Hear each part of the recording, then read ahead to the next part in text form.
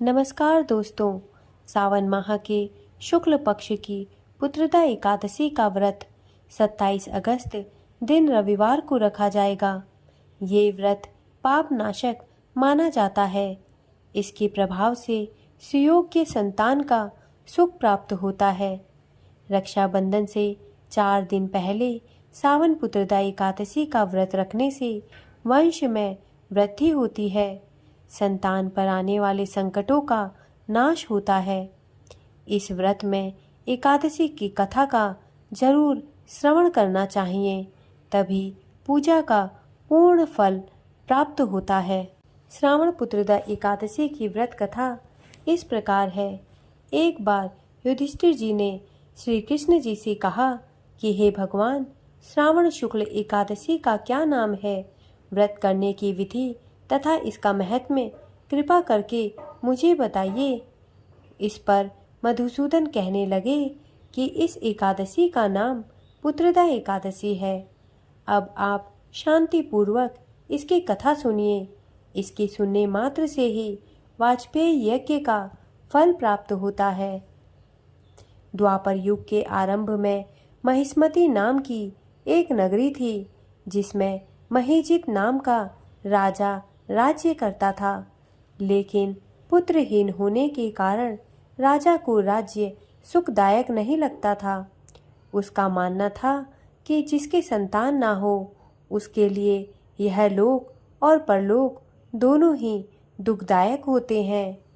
पुत्र सुख की प्राप्ति के लिए राजा ने अनेक उपाय किए, परंतु राजा को पुत्र की प्राप्ति नहीं हुई। वृद्धावस्था आती देखकर राजा ने प्रजा के प्रतिनिधियों को बुलाया और कहा, हे प्रजाजनों, मेरे खजाने में अन्याय से उपार्जन किया हुआ धन नहीं है। ना मैंने कभी देवताओं तथा ब्राह्मणों का धन छीना है। किसी दूसरे की धरोहर भी मैंने कभी नहीं ली। प्रजा को पुत्र के समान पालता रहा।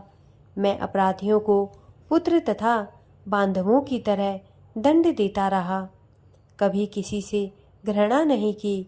सबको समान माना है। सज्जनों की सदा पूजा करता हूँ।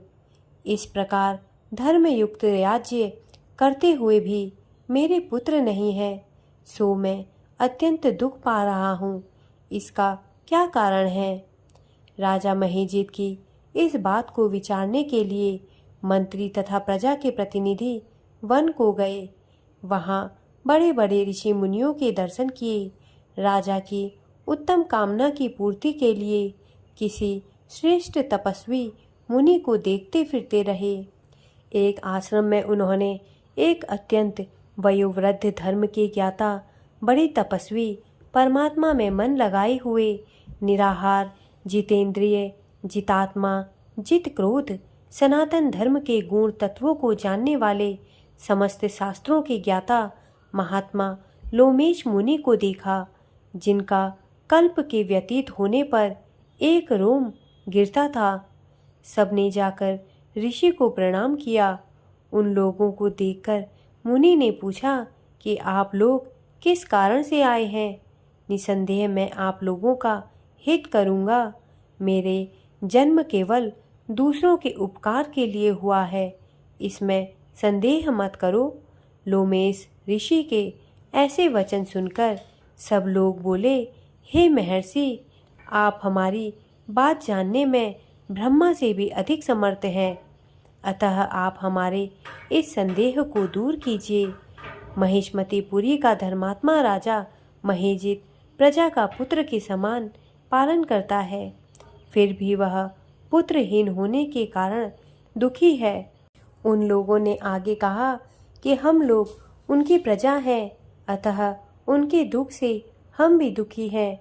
आपके दर्शन से हमें पूर्ण विश्वास है कि हमारा यह संकट अवश्य दूर हो जाएगा, क्योंकि महान पुरुषों के दर्शन मात्र से अनेक कष्ट दूर हो जाते हैं। अब आप कृपा करके राजा के पुत्र होने का उपाय बतलाएं। यह बात सुनकर ऋषि ने थोड़ी देर के लिए नेत्र बंद किए और राजा की पूर्व जन्म का वृत्तांत जानकर कहने लगे कि यह राजा पूर्व जन्म में एक निर्धन वैश्य था।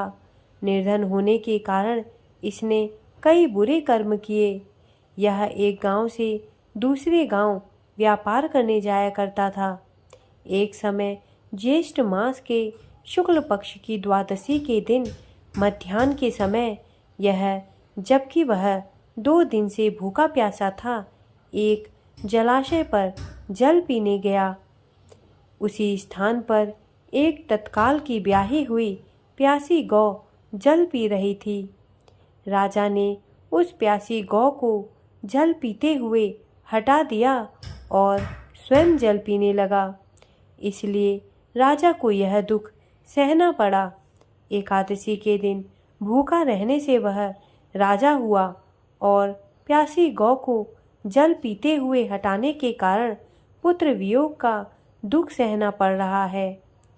ऐसा सुनकर सब लोग कहने लगे कि हे ऋषि, शास्त्रों में पापों का प्रायश्चित भी लिखा है, अतः जिस प्रकार राजा का यह पाप नष्ट हो जाए, आप ऐसा उपाय बतलाइए।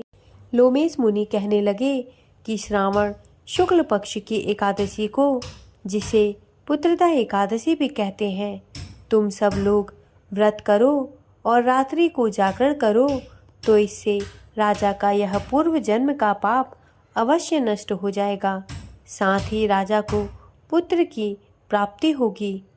लोमेश ऋषि के ऐसे वचन सुनकर मंत्रियों सहित सारी प्रजा नगर को वापस लौट आई और जब श्रावण शुक्ल एकादशी आई तो ऋषि की आज्ञानुसार सबने पुत्रदा एकादशी का व्रत और जागरण किया। इसके पश्चात द्वादशी के दिन इसके पुण्य का फल राजा को दे दिया। उस पुण्य के प्रभाव से रानी ने गर्भ धारण किया और प्रसव काल समाप्त होने पर उसके एक बड़ा तेजस्वी पुत्र उत्पन्न हुआ। इसलिए हे राजन, इस श्रावण शुक्ल एकादशी का नाम पुत्रदा पड़ा। अतः संतान सुख की इच्छा हासिल करने वाले इस व्रत को अवश्य करें। इसके महात्म्य को सुनने से मनुष्य सब पापों से मुक्त हो जाता है और इस लोक में संतान सुख भोगकर परलोक में स्वर्ग को प्राप्त होता है।